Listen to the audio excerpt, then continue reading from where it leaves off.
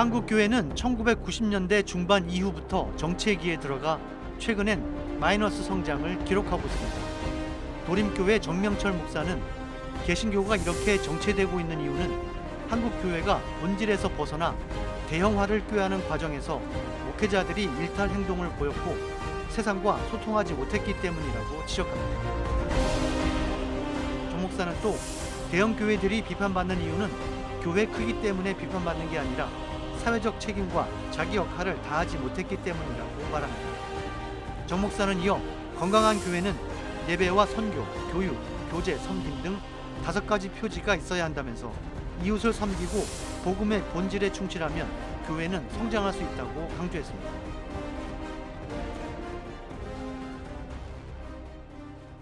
목사님 안녕하세요. 예, 반갑습니다. 네. 7, 80년대 한국 교회가 크게 성장한 때가 있었잖아요. 근데 최근 들어서는 이제 교회가 정체되어 있다는 얘기를 오래전부터 듣고 있는데 목사님께서 보시기에는 개신교가 이렇게 정체된 이유 뭐라고 좀 생각하시는지 먼저 말씀 좀 해주십시오. 한국 교회가 정체되기 시작한 것은 1995년 이후로 계속 정체되었다라고 하는 통계가 나오고 최근에는 오히려 마이너스 성장 이야기가 나오고 있죠. 근데 정체의 이유를 대부분이 이제 외적인 측면보다는 내적인 측면에서 많이 찾는데 저는 좀 더 포괄적으로 어떤 역사적인 측면에서 사회문화적인 측면에서 또 뭐 인문학의 발달이라든지 과학의 발달, 경제의 발달 이런 전체적인 측면 속에서 먼저 바라보아야 된다 생각을 합니다. 왜냐하면 유럽 교회가 이 문제를 먼저 경험했고 유럽 같은 경우 21세기에 초에 80% 정도 되던 기독교 신자율이 1세기 만에 20%로 떨어지게 되고 그래서 어떤 역사의 흐름, 시대의 흐름 속에서 교회가 축소되는 것들을 파악을 하고 그 다음에 거기에 대한 대비책으로서 우리 자체적인 문제들을 지적하고 또 그것을 극복해 나가면 좋겠다 생각을 합니다. 한국교회의 경우에 복음의 본질로부터 벗어나기 시작했고 대형화를 꿈꾼다든지 또는 정치적인 어떤 입장과 너무 가까이 있게 되면서 정치나 언론으로부터 공격을 받게 되고 이런 과정에서 이단이나 사이비들이 사실 코로나19 시대에 초기에 전염에 굉장히 많은 역할을 했는데 이것이 기독교와 동일시된 것. 저는 그것이 바로 우리 기독교가 자초한 것이 아닌가 그런 생각을 합니다. 그래서 교회가 복음의 본질로부터 벗어나면서 목회자들의 뭐 일탈이라든지 일부 대형 교회들의 그런 비도덕적인 모습들 또 여기에서 더 나아가서 코로나19 시대를 맞이하면서 어떤 그 기독교 집단 이기주의 이런 것들이 세상 사람들에게 각인이 되면서 교회는 점점 더 위축되어가는 그런 오늘의 모습이 아닌가 생각을 합니다. 예를 들면 이제 세상 사람들에 대해서 너무 모른다는 거예요. 우리 방식으로 전도하고 우리 방식으로 파악하고 이런 것들이 한국 교회의 어떤 지평을 자꾸 좁게 만들지 않나 저는 그런 생각을 합니다. 그렇다면 목사님 보시기에는 그러면 건강한 교회 표시 이런 건 어떤 게 건강하다고 보시는지 말씀 좀 해주십시오. 저는 교회가 건강하다라고 하는 것은 가장 대표적인 교회 5가지 지표 있지 않습니까? 예배와 선교, 그 다음에 교육, 그 다음에 성도의 교제, 코이노니아, 그 다음에 세상을 향한 섬김, 디아코니아. 이 5가지가 아름답게 어우러진 교회가 건강한 교회다.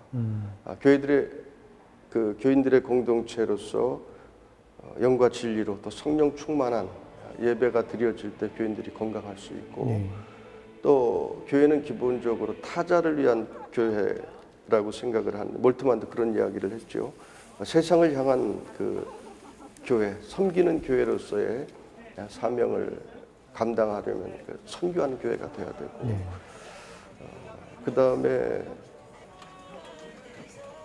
세상을 향한 사회적 약자들을 위한 그런 섬김, 또 어떤 영적인 약자들을 위한 섬김, 이런 것들을 교회가 디아코니아를 통해서 행해야 하고, 또 성도들 내부에서의 다음 세대를 위한 교육이라든지 성도들을 위한 영적 교육을 통해서 성장할 수 있도록, 어른이 될 수 있도록 하는 그런 내부적인 교육의 문제, 그것이 미래를 담보할 수 있고, 또 성도들이 교회 안에서 아름다운 교제를 함으로써 그 성도의 교제를 통해서 우리가 하나가 되고 힘을 얻게 되고, 그래서 이 5가지 지표가 저는 가장 교회의 건강한 지표를 꼽으라면 그 5가지를 통해서 진단을 할 수 있다, 그렇게 생각을 합니다. 예, 그렇군요. 최근 들어서 건강한 교회를 꿈꾸는 목회자들이 많이 있는데, 특별히 이제 작은 교회를 통해서 건강한 교회를 제시하고 싶은 그런 목회자들이 많은 것 같아요. 이런 현상은 어떻게 좀 보고 계십니까?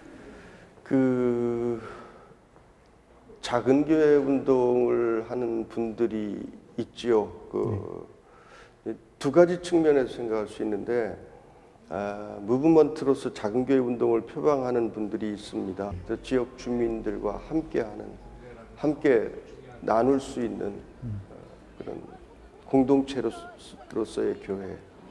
그렇다면 굉장히 긍정적인 의미에서 볼 수 있고, 더 나아가서 다문화 교회라든지 또는 어려운 이들을 위한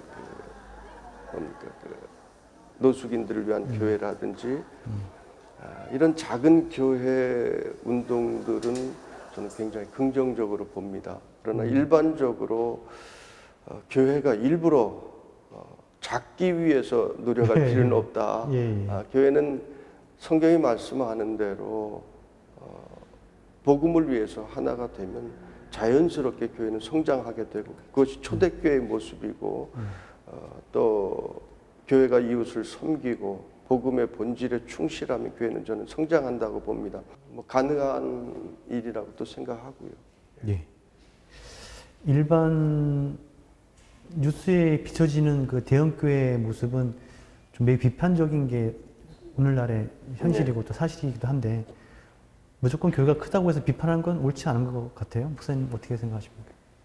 네, 대형 교회가 자기 역할을 감당할 수 있으면 사회적으로 그런 비판을 받지 않았을 텐데, 대형 교회의 대부분 문제들이 사회적 이슈가 되고, 재정적인 문제, 목회자의 일탈의 문제, 또는 부자 세습, 이런 것들도 하나의 이제 세상 사람들에게까지 논쟁거리가 되는 일들을 교회가 제공하지 않았나. 그 대형 교회라고 할 때는 저는 사회적 책임이 있다고 생각합니다. 작은 교회들을 섬기는 책임, 또 사회적인 지지를 얻어낼 수 있는 어떤 구제라든지 가난한 나라들에 대한 선교를 통해서 얻어내는 그런 동의들이 있어야 되는데, 대형 교회들이 자기들의 존립만 위해서 지금까지 그런 모습들을 보이다 보니 대형 교회에 대한 비판들이 많았던 것이라고 생각합니다. 큰 교회의 어떤 교회적인 사명, 또 사회적인 사명이 있는데 그것을 감당하지 못하면서 저는 이런 사회적인 비판이 제기되지 않았나 생각을 합니다. 큰 교회라고 해서 부정적인 것이 아니라 사명을 감당하지 못했기 때문에 부정적인 시각들이 나타난 것이라고 생각을 합니다. 목사님께서 보시기에 끝으로 건강한 교회 부흥은 어떤 부흥을 말하는 건지 말씀을 좀 해주십시오. 예, 저는 목회를 항상 그 교회 5가지 지표를 중심으로 목회를 해왔고, 그것이 건강한 교회를 만들어 나가는 가장 준거 틀이 된다라고 생각을 합니다. 앞으로 한국 교회는 그 코로나 팬데믹 이후에 한 번도 걸어가 보지 못한 길을 우리가 걸어가야 된다고 생각을 합니다. 이런 그 코로나 팬데믹에서 사회적인 이슈가 될 수 있는 일들을 한국 교회가 함께 해야 되는데 그것은 저는 이웃을 위한 삶이라고 생각을 합니다. 한국 그 초대교회 같은 경우에는 식민주의로부터의 해방의 문제, 여기에 기독교가 앞장섰고 기독교 지도자들이 앞장섰고 또 남북 6.25 전쟁 당시에도 기독교가 반공 중심으로 또 앞장섰고 이런 과정 속에서 어떤 사회적인 지지를 암묵적으로 받을 수 있는 틀들을 즉 이슈를 중심으로 한국 교회가 성장할 수 있었다라고 보는데 지금의 시기는 저는 코로나 팬데믹 속에서 한국 교회가 집단 이기적인 모습을 빨리 버리고 어떻게 교회가 사회를 위하여 정말 필요한 존재라고 하는 것을 인식시키는 것 이것이 함께 교회가 연대하며 추구해야 될 방향이라고 생각을 합니다. 네, 알겠습니다. 목사님 말씀하신 것처럼 교회가 자기 존립을 위해서 고민하는 교회가 아니라 이웃을 위한 삶이 무엇인지를 고민하는 그런 교회가 됐으면 하는 생각을 하게 되네요. 목사님 오늘 말씀 고맙습니다. 네, 감사합니다.